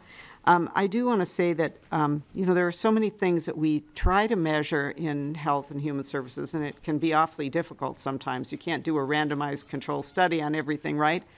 But when you're looking at healthy pregnancy outcomes, it's actually a little easier because you've got a pretty defined outcome, not for, of course, everything they do, but when you can look at, you know, how many people come into the program who have a substance use disorder and have a baby that's born substance-free, that's a pretty clean, easy measure. And I think one of the things that I like about this program is that, as I understand it, the rate of success on that measure is quite high. Is that correct, Ms. O'Brien? Madam Chair, that is correct. Yeah, so I think that's a pretty, to me, very compelling, and this is a difficult thing to impact. And as they were explaining, I think the the consequences of using substances during their pregnancy are just awful. And I'm guessing that the cost to benefit ratio here is a very good one. So that's kind of why I have a particular interest in this. And of course, since it comes out of Olmsted County, it's something I'm more familiar with. But as it's true, that doesn't make it the only thing that we do or even the most compelling. But I'm happy to see that the intention is to make it go even more available across the state. So with that, unless there's any more from the members, a final comment, Representative Bahner. I do have a final comment, and just in case you want, Madam Chair, there is someone here from the county that might be able to address the county question. And we can certainly talk offline about that as well, Representative Nadeau. I just wanted to mention that, the mission here is really to have healthy moms and healthy babies, and work towards that goal. And, I want to thank Valerie for being here and sharing her story and really taking the time to do that. It's really difficult to share that, to have that courage. But, having the ability, what I see in early childhood programs, home visiting, things like that, which I heavily support and have been the author of, what we see constantly is that moms want to do the right thing by their babies. They want healthy babies. And this program gives them an opportunity not only to get the help that they need, but to really make sure that those healthy babies have a great start in life. So I'm really grateful for the program. Yeah, thank you very much, Representative Bahner. So with that, House File 2160 is laid over for possible inclusion. So thank you very much. And we will go now to House File 2236, Representative Hassan. And so the chair will move that House File 2236 be laid over for possible inclusion. And I don't think there is an amendment to the bill. So I think we can go right into it. Welcome to the committee. Thank you, Madam Chair and members. And this is a good segue to follow healthy moms, healthy babies. Thank you for the opportunity to present House File 2276. This is a simple bill that creates a small funding for a public health awareness campaign to educate many in the BIPOC folks the dangers of skin lightening. In December of last year, a woman in Minnesota suffered a partial vision loss as well as other symptoms after mercury exposure from skin whitening cream. In the package, it did not list that there was a mercury included, and it did not have any ingredients listed. According to market research global industry analysts, this industry is worth $8 billion. Was worth $8 billion in 2020 and expected to hit $12.6 billion by 2027. Skin lightening is when folks use products to change their skin tone for a lighter tone. I'm sure this wouldn't be our business or our problem if it wasn't putting dangers in people's health as well as babies. Pregnant women use these products and expose their babies to mercury. And if you keep these products in your house, the impact of kids inhaling this product, pet, other family members, is really possible. Minnesota Department of Health has done some studies where they found many of these products are from other countries, so they're not products that are sold in our mainstream markets, but I don't know how they get here, but it's available in the Asian market, in the in Somali malls, in the Mexican malls. It's a product that promises a fair skin, but has zero ingredients listed. It says it's all natural ingredients. Well, what are those natural ingredients?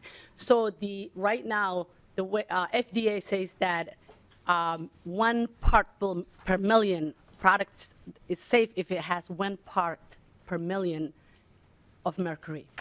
These products have 100 times that. And I'll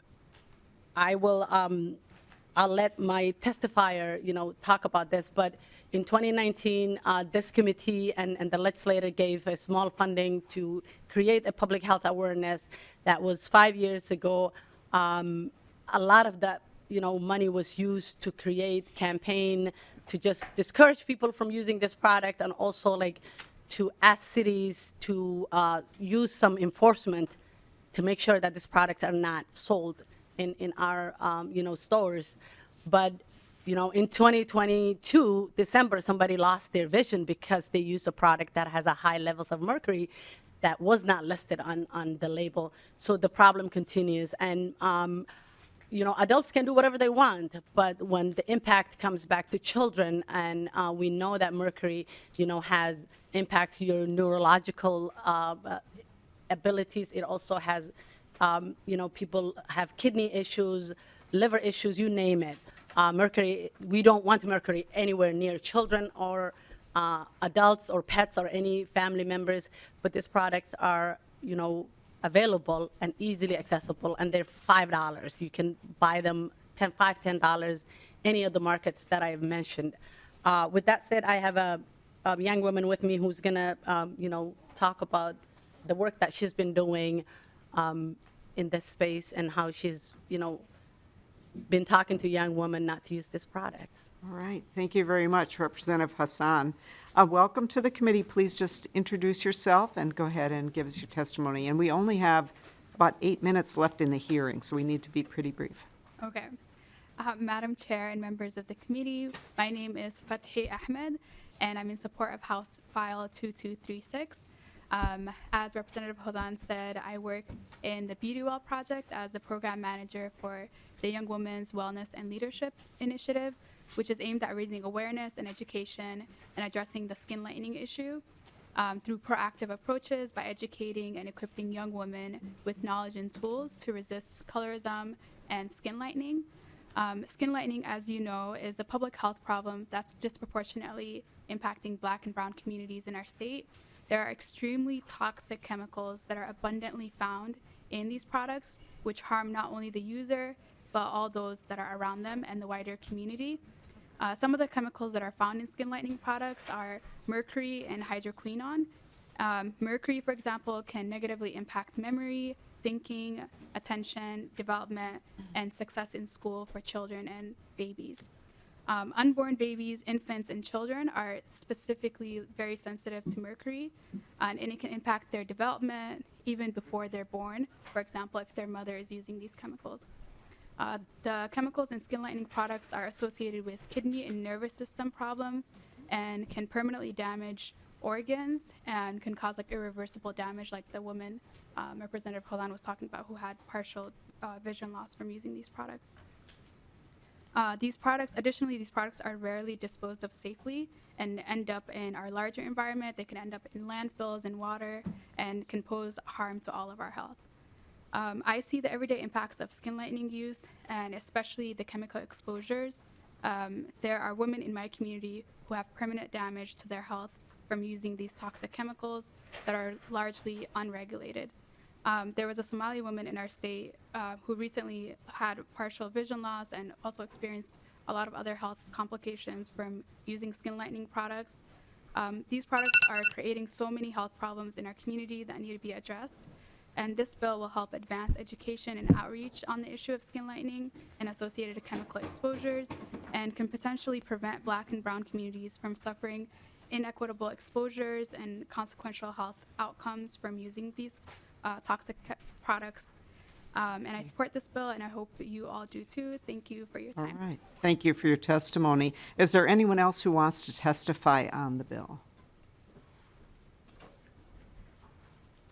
Okay, not seeing anyone. So we can go to member discussion. I don't have anyone on the list, but I just want to clarify one thing. So Ms. Ahmed, you said they're unregulated. These are not legal products, am I right? They are absolutely illegal. It's just that people are still accessing them. Absolutely, yeah. So there is not a concern here that we're going after something that's legal. We're going after something that is illegal. That's correct. Okay. Other Representative Murphy. Thank you, Madam Chair. My question is then, any of the dollars going to try to sue or any other legal remedies? Because if it's illegal, that seems like that's the proper way to go after it. Representative Hassan. Thank you, Madam Chair. Thank you, Rep. Murphy.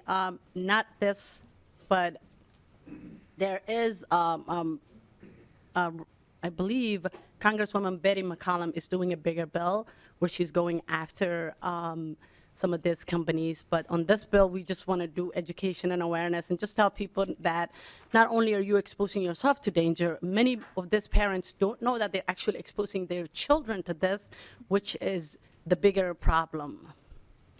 Yeah, so yeah, Representative Murphy, this, I mean, these are illegal products, and I don't know what the regular enforcement is, but I think probably what Representative Hassan is saying is probably on a national level, because these should not be coming into the country, but they are.